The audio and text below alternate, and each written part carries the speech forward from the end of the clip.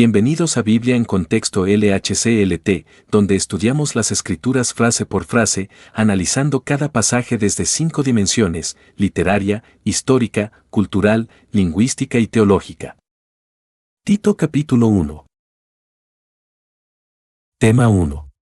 Saludo apostólico de Pablo y fundamento del ministerio basado en la verdad y la esperanza de la vida eterna. Tito 1:1.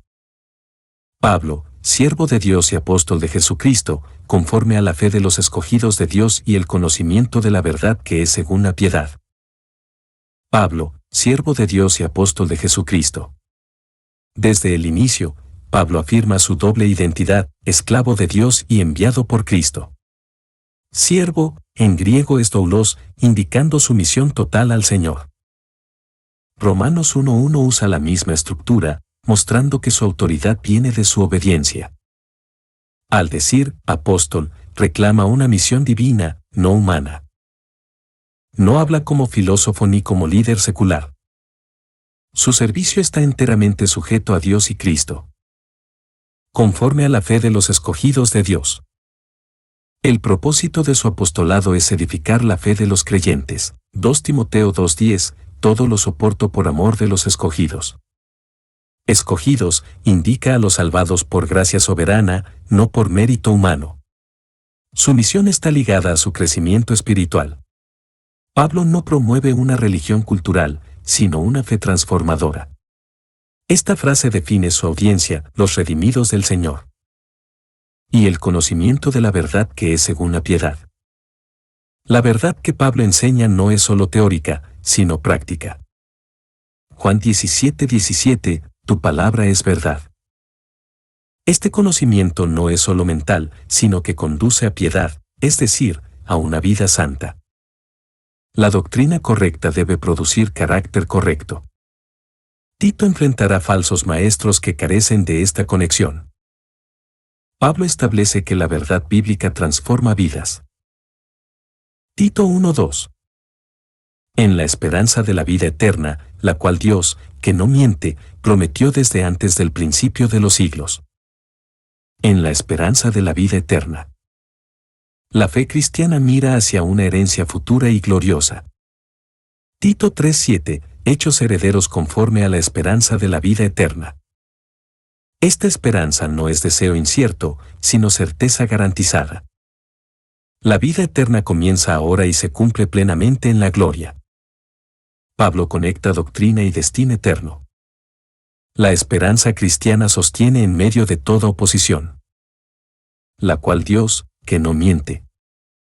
Pablo resalta un atributo fundamental: la veracidad divina. Números 23:19, Dios no es hombre, para que mienta. A diferencia de los hombres y falsos dioses, el Señor es absolutamente fiel. Esta frase reafirma la confiabilidad de la promesa. Es una afirmación pastoral y apologética. Dios es digno de total confianza. Prometió desde antes del principio de los siglos. Esta promesa es eterna, anclada en el consejo soberano de Dios. 2 Timoteo 1:9, según el propósito que nos fue dado en Cristo Jesús antes de los tiempos de los siglos. La redención no es improvisación, sino plan eterno. Pablo muestra que la esperanza no es novedad, sino parte del diseño divino. La eternidad respalda el Evangelio. Tito 1:3. Y a su debido tiempo manifestó su palabra por medio de la predicación que me fue encomendada por mandato de Dios nuestro Salvador. Y a su debido tiempo manifestó su palabra. La promesa eterna se hizo visible en la historia mediante la proclamación del Evangelio. Gálatas 4:4, cuando vino el cumplimiento del tiempo. Dios actúa con precisión perfecta en el tiempo. El Evangelio no es una idea humana, sino revelación divina. Esta manifestación conecta eternidad con tiempo. Pablo ve su ministerio como parte de esa manifestación. Por medio de la predicación que me fue encomendada. Pablo fue comisionado específicamente para proclamar este mensaje. 1 Corintios 9:16, ay de mí si no anunciare el Evangelio. La predicación es el medio elegido por Dios para salvar. No hay mensaje sin mensajero fiel. Esta responsabilidad no es optativa para Pablo. Él entiende su rol como un encargo sagrado. Por mandato de Dios nuestro Salvador. La autoridad de Pablo no es personal, sino del Dios que salva. 1 Timoteo 1:1, por mandato de Dios nuestro Salvador. El Evangelio viene de aquel que desea redimir, no destruir. Salvador subraya el carácter misericordioso de Dios. La salvación no es mérito humano, sino gracia divina. Pablo predica bajo orden directa del cielo. Tito 1:4. A Tito, verdadero hijo en la común fe, gracia, misericordia y paz, de Dios Padre y del Señor Jesucristo nuestro Salvador. A Tito, verdadero hijo en la común fe. Pablo considera a Tito un hijo espiritual, convertido y discipulado por él. 1 Timoteo 1:2 tiene expresión similar hacia Timoteo. Verdadero hijo indica autenticidad y fidelidad probada. La común fe habla de la doctrina compartida por todos los creyentes. No hay una fe secreta, sino una fe universal en Cristo. Tito no es solo amigo, es fruto y compañero de la obra. Gracia, misericordia y paz. Esta triple bendición destaca la riqueza del Evangelio. Gracia, el favor inmerecido; misericordia, compasión activa; paz, resultado de la reconciliación. 2 Juan 1:3 usa las mismas palabras. Pablo desea que Tito no solo enseñe esto, sino que lo experimente. Estas bendiciones son la fuente de fortaleza para el ministerio. No son meros saludos, son provisiones espirituales. De Dios Padre y del Señor Jesucristo nuestro Salvador. La fuente de estas bendiciones es tanto el Padre como el Hijo. Juan 14:27, mi paz os doy. Pablo destaca la unidad funcional de la deidad en la salvación. Llama a Jesús, Salvador, título que también aplica al Padre, v. 3, subrayando su divinidad. Esta expresión trinitaria eleva el llamado pastoral. Tito recibe su autoridad del cielo mismo. Tema 2. Instrucción a Tito para establecer ancianos en las iglesias y requisitos de carácter para el liderazgo espiritual. Tito 1:5. Por esta causa te dejé en Creta, para que corrigieses lo deficiente y establecieses ancianos en cada ciudad, así como yo te mandé. Por esta causa te dejé en Creta. Creta era una isla conocida por su corrupción moral. Tito fue dejado allí por encargo apostólico.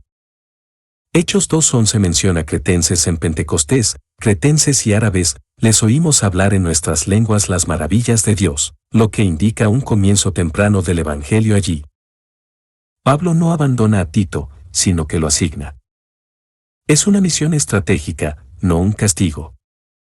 Esta causa define el propósito de la epístola. Para que corrigieses lo deficiente. Había asuntos sin resolver que necesitaban orden y dirección. El término corrigieses viene del griego epidiorthu, usado solo aquí, e implica arreglar lo torcido. 1 Corintios 14:40, hágase todo decentemente y con orden. El liderazgo sin estructura lleva al caos. Pablo llama a Tito a completar lo que quedó incompleto. La doctrina debe ir acompañada de orden práctico. Y establecieses ancianos en cada ciudad, así como yo te mandé. La iglesia necesita pastores firmes y piadosos en cada lugar. Hechos 14:23, constituyeron ancianos en cada iglesia. Ancianos, presbiteroi, es un término sinónimo de pastores u obispos. No se trata de edad, sino de madurez espiritual. Tito debía escoger líderes bajo directrices apostólicas. La obra pastoral requiere estructura y delegación fiel. Tito 1:6. El que fuere irreprensible, marido de una sola mujer, y tenga hijos creyentes que no estén acusados de disolución ni de rebeldía. El que fuere irreprensible. Este es el requisito general para los líderes de integridad de carácter. 1 Timoteo 3:2 usa el mismo término. Irreprensible no implica perfección, sino reputación limpia. El líder debe ser ejemplo, no escándalo. Su vida debe resistir la acusación injusta. Pablo comienza con el carácter, no con las habilidades. Marido de una sola mujer. La fidelidad conyugal es esencial para el liderazgo espiritual. No se refiere a estado civil, sino a pureza y compromiso. 1 Timoteo 3:2 también establece este estándar. Pero es necesario que el obispo sea marido de una sola mujer. El obispo debe ser un modelo de amor conyugal. Esta frase combate la poligamia, el adulterio y el descuido del hogar. La iglesia comienza en la casa. Y tenga hijos creyentes que no estén acusados de disolución ni de rebeldía. El hogar del líder debe reflejar orden espiritual. 1 Timoteo 3:4, que gobierne bien su casa. Disolución implica conducta libertina y rebeldía, desobediencia constante. No se requiere que los hijos sean perfectos, sino disciplinados y respetuosos. Si no puede guiar su casa, ¿cómo guiará la iglesia? El liderazgo empieza con el testimonio doméstico. Tito 1:7.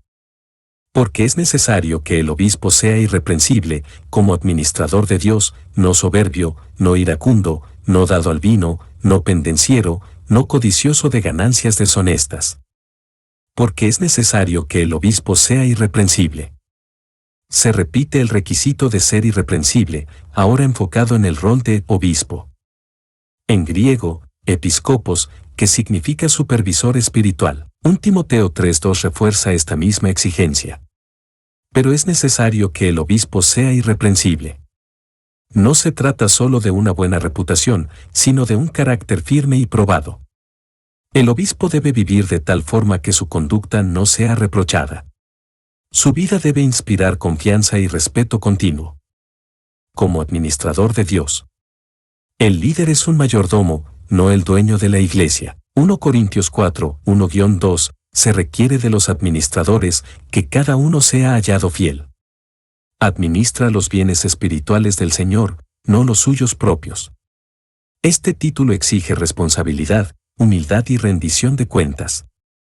Es llamado a proteger, alimentar y guiar conforme al deseo divino. No debe actuar como tirano, sino como siervo fiel. No soberbio, no iracundo. El carácter de un obispo no debe estar marcado por orgullo ni ira. Proverbios 16:32, mejor es el que tarda en airarse que el fuerte. La soberbia distorsiona el juicio espiritual y rompe la unidad. La ira descontrolada desacredita el testimonio pastoral. Estos defectos anulan la influencia del Evangelio en la vida del ministro. El líder debe ser humilde y apacible, no dominador ni vengativo. No dado al vino. Este término, paroinos, se refiere a quien abusa del vino o depende del alcohol. Efesios 5:18, no os embriaguéis con vino, antes sed llenos del Espíritu. Un líder controlado por sustancias no puede ser guiado por el Espíritu. La moderación y dominio propio son esenciales. Aunque no prohíbe totalmente el uso, sí condena la dependencia.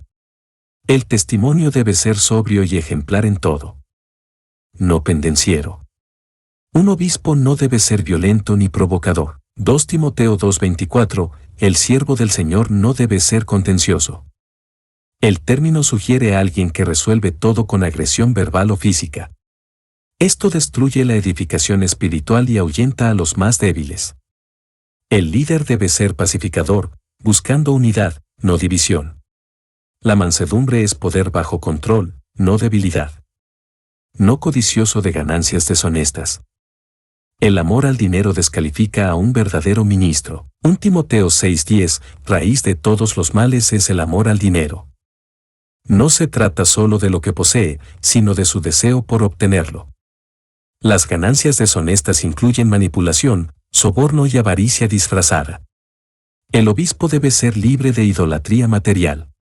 El Evangelio no puede estar manchado de intereses egoístas. Tito 1:8.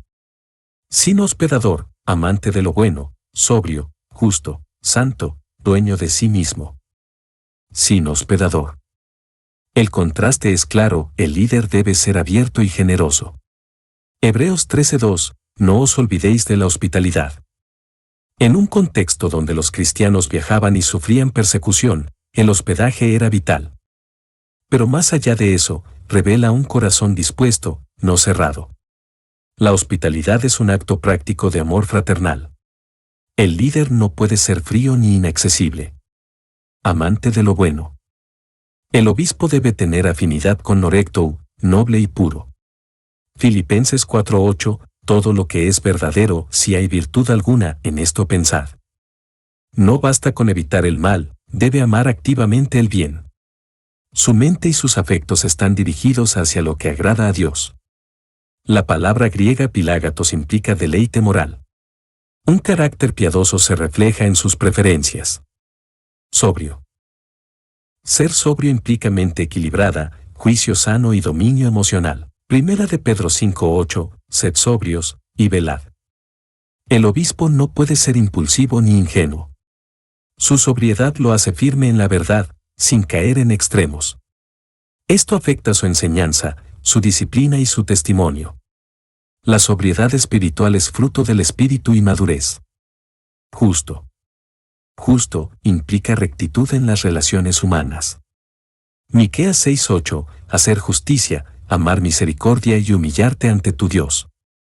El líder actúa conforme a la equidad, sin favoritismo ni corrupción.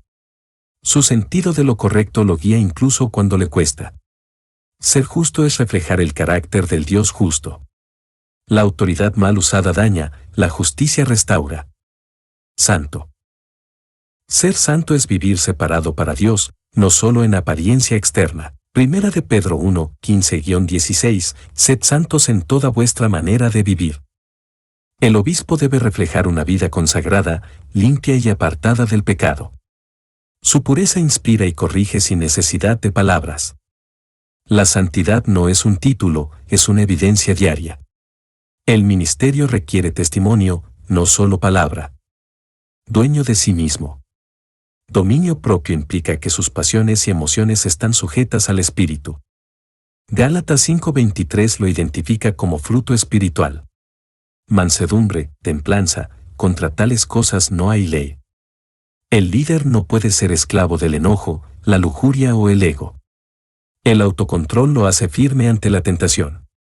Su vida no es gobernada por impulsos, sino por la palabra. Este atributo sostiene todos los demás. Tito 1:9. Retenedor de la palabra fiel tal como ha sido enseñada, para que también pueda exhortar con sana enseñanza y convencer a los que contradicen. Retenedor de la palabra fiel tal como ha sido enseñada. El obispo debe aferrarse a la verdad revelada, sin alterar su contenido. 2 Tesalonicenses 2:15, retened la doctrina que habéis aprendido. No basta con conocerla, debe defenderla con firmeza. Esta fidelidad protege a la Iglesia del error y la confusión. El líder no inventa doctrina, la guarda y la transmite. La sana doctrina es el tesoro del ministerio. Para que también pueda exhortar con sana enseñanza. El propósito de retener la palabra es enseñar con verdad que edifica. 2 Timoteo 4:2, predica la palabra, exhorta con toda paciencia. Exhortar implica llamar con autoridad al arrepentimiento, ánimo o corrección. La enseñanza debe ser sana, higienousa, que restaure, no que enferme. Un obispo no entretiene, instruye y confronta en amor. Su tarea forma discípulos, no oyentes vacíos. Y convencer a los que contradicen. Debe estar preparado para refutar el error con firmeza y mansedumbre. Judas 1:3, que entendid ardientemente por la fe. El ministerio pastoral incluye defensa doctrinal. Convencer, en griego el hecho también implica reprender con verdad. No se trata de atacar personas, sino de corregir ideas erradas. El obispo es guardián de la doctrina. Su palabra debe ser clara, firme y bíblica. Tema 3. Advertencia contra los falsos maestros y descripción de su conducta engañosa dentro de la Iglesia. Tito 1:10. Porque hay aún muchos contumaces, habladores de vanidades y engañadores, mayormente los de la circuncisión. Porque hay aún muchos contumaces. El término, contumaces, viene del griego nupotaktoi, que significa insubordinados o rebeldes. 2 Timoteo 3:2 menciona a los desobedientes a los padres como parte del deterioro moral. Estos individuos se niegan a someterse a la autoridad apostólica y a la verdad del Evangelio. Su número es significativo, lo que hace urgente la corrección. La rebelión doctrinal contamina a toda la Iglesia. La firmeza pastoral es imprescindible ante estos casos. Habladores de vanidades y engañadores. Son personas que abusan de las palabras para confundir, sin sustancia espiritual. 1 Timoteo 1:6, se desviaron a vana palabrería. Su enseñanza no edifica, sino que enreda y divide. Lo que enseñan no tiene fundamento bíblico ni propósito piadoso. El engaño se disfraza de sabiduría, pero es inútil y dañino. Pablo no suaviza su diagnóstico, la verdad debe prevalecer. El liderazgo debe identificar y frenar este tipo de discursos. Mayormente los de la circuncisión. Esta frase alude a los judaizantes, cristianos de trasfondo judío que querían imponer la ley mesaque. Hechos 15:1, si no os circuncidáis, no podéis ser salvos. Estos eran los principales causantes de confusión en las iglesias. Querían mezclar gracia con legalismo, distorsionando el Evangelio. Pablo ya había confrontado este error en Gálatas. Tito debía enfrentarlos con autoridad doctrinal. El falso evangelio debe ser denunciado con claridad. Tito 1:11. A los cuales es preciso tapar la boca, que trastornan casas enteras, enseñando por ganancia deshonesta lo que no conviene. A los cuales es preciso tapar la boca. La expresión griega epistomizo implica detener o silenciar con fuerza. No se trata de persecución, sino de frenar doctrinas destructivas. Romanos 16:17, apartaos de los que causan divisiones. El liderazgo debe proteger al rebaño de la contaminación doctrinal. El silencio impuesto aquí es correctivo, no censura injusta. Cuando la verdad peligra, el error no puede tener libre curso. Es un deber pastoral, no una opción. ¿Qué trastornan casas enteras? La influencia de estos falsos maestros llegaba a los hogares, no solo a los templos. 2 Timoteo 3:6 habla de los que se meten en las casas. Dividen familias, siembran dudas, destruyen la unidad espiritual. El evangelio verdadero edifica familias, el falso las derrumba. Por eso, el error no puede tratarse con ligereza. Las consecuencias son reales y graves.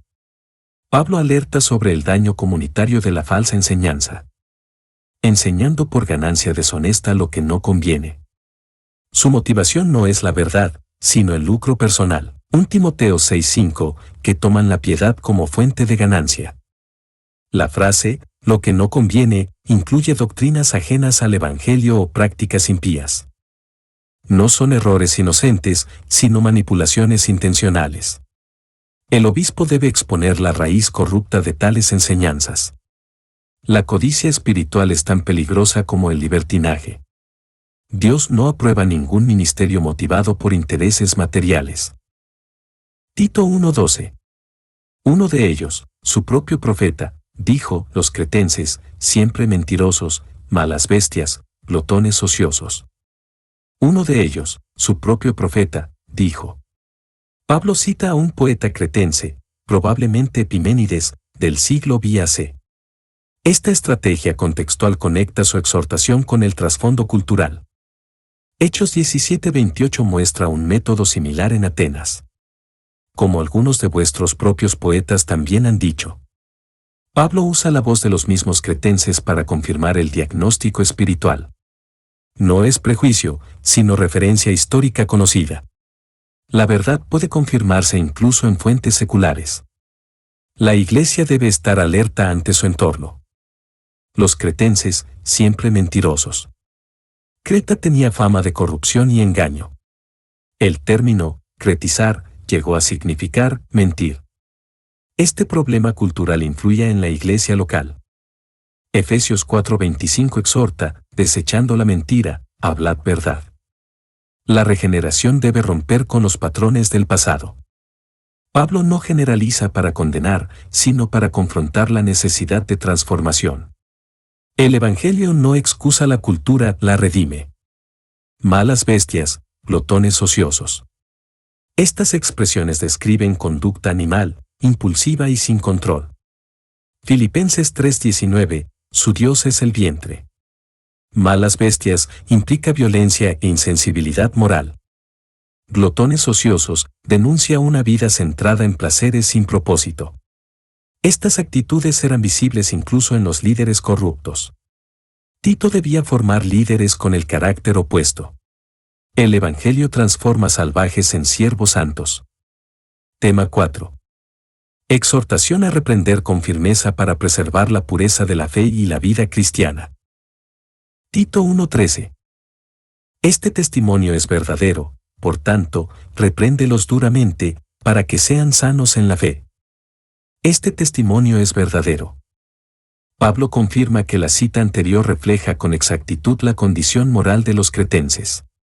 Juan 17:17, tu palabra es verdad. No se trata de un prejuicio, sino de una realidad comprobada. La Iglesia no puede ignorar el contexto donde ministra. Confirmar lo verdadero no es discriminar, sino discernir. La verdad cultural debe enfrentarse con la verdad bíblica.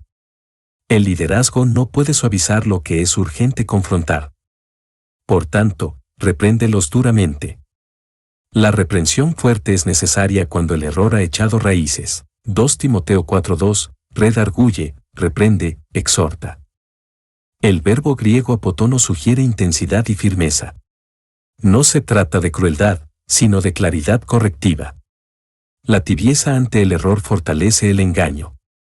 El amor verdadero confronta para sanar. El pastor fiel debe hablar con autoridad, no con evasivas. Para que sean sanos en la fe. La meta de la reprensión no es herir, sino restaurar la salud espiritual. 1 Timoteo 1:5, el propósito es el amor nacido de corazón limpio. Sanos viene de higieino, que implica doctrina limpia, sin corrupción. No basta con callar el error, hay que redirigir a la verdad. La corrección sana el alma enferma por el engaño. El obispo es como médico, detecta, confronta y cura. Tito 1:14. No atendiendo a fábulas judaicas ni a mandamientos de hombres que se apartan de la verdad. No atendiendo a fábulas judaicas. Estas fábulas eran leyendas sin fundamento, añadidas por tradiciones rabínicas. 1 Timoteo 1:4, ni presten atención a fábulas y genealogías interminables. Aunque usaban lenguaje religioso, estaban vacías de verdad. Desviaban del evangelio puro hacia supersticiones. El pueblo de Dios no debe entretenerse con lo falso. El discernimiento espiritual rechaza el mito y abraza la revelación. Pablo demanda enfoque en la palabra, no en el folclore. Ni a mandamientos de hombres.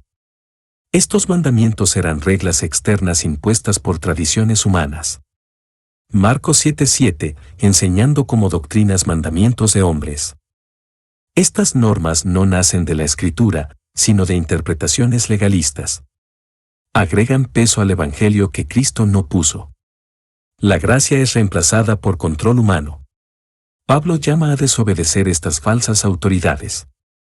El obispo debe liberar, no oprimir. Que se apartan de la verdad. Todo lo que desvía del Evangelio es, en esencia, error destructivo. Segunda de Pedro 2:2, por causa de los cuales el camino de la verdad será blasfemado. Aquí se denuncia tanto la doctrina como el carácter de quienes enseñan. No son ignorantes, son desviados intencionales. Su alejamiento es voluntario, no accidental. Por eso, la Iglesia debe estar anclada en la verdad revelada. La fidelidad doctrinal no es opción, es vida. Tito 1:15. Todas las cosas son puras para los puros, mas para los corrompidos e incrédulos nada les es puro, pues hasta su mente y su conciencia están corrompidas. Todas las cosas son puras para los puros. Pablo afirma el principio de libertad cristiana fundamentado en la pureza interna. Romanos 14:14, yo sé que nada es inmundo en sí mismo. El creyente transformado ve el mundo a través de una conciencia limpia. No vive bajo legalismo, sino bajo discernimiento espiritual. La pureza no es ritual, sino moral.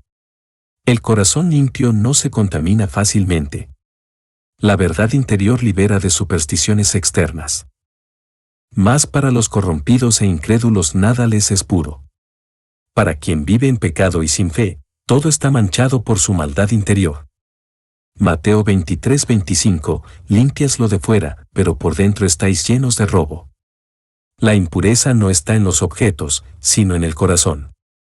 Estos individuos juzgan externamente, pero ignoran su corrupción interna. Su percepción está distorsionada por incredulidad. El pecado afecta su juicio moral. Nada puro puede brotar de una fuente impura, pues hasta su mente y su conciencia están corrompidas. Su capacidad de pensar y discernir ha sido afectada por el pecado. Efesios 4:18, entenebrecidos en su entendimiento.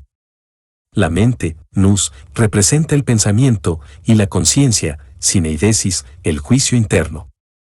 Ambas han sido contaminadas, no por cultura, sino por rebelión espiritual. Por eso, no pueden distinguir lo santo de lo profano. La restauración comienza por la renovación del entendimiento. Solo la verdad puede limpiar lo que el pecado ha dañado. Tito 1:16. Profesan conocer a Dios, pero con los hechos lo niegan, siendo abominables y rebeldes, reprobados en cuanto a toda buena obra. Profesan conocer a Dios, pero con los hechos lo niegan. Esta es la condena más fuerte contra los falsos maestros, su vida contradice su confesión. Mateo 7:21, no todo el que me dice, Señor, Señor. No basta con saber o decir lo correcto, hay que vivirlo. La negación práctica del Evangelio anula el testimonio. Sus hechos revelan que su conocimiento de Dios es falso. La ortodoxia sin obediencia es hipocresía. Tito debía mirar más allá de las palabras. Siendo abominables y rebeldes. Abominables implica algo detestable a los ojos de Dios. Proverbios 15:8, el sacrificio de los impíos es abominación. No son neutrales, sino ofensivos espiritualmente. Rebeldes, refuerza que no se someten a la verdad revelada. No se desvían por ignorancia, sino por obstinación. Esta combinación de términos retrata a enemigos activos del Evangelio. Su carácter es contrario a todo lo que Dios aprueba. Reprobados en cuanto a toda buena obra. La palabra adokimos en griego significa rechazado tras prueba. 2 Corintios 13:5, no sabéis que, si no es que estéis reprobados. Estos hombres no pasan el examen espiritual. No solo están errados doctrinalmente, sino que son inútiles en la práctica cristiana. Toda su conducta es estéril delante de Dios. La falsa piedad produce obras muertas. Solo una fe verdadera genera frutos que permanecen.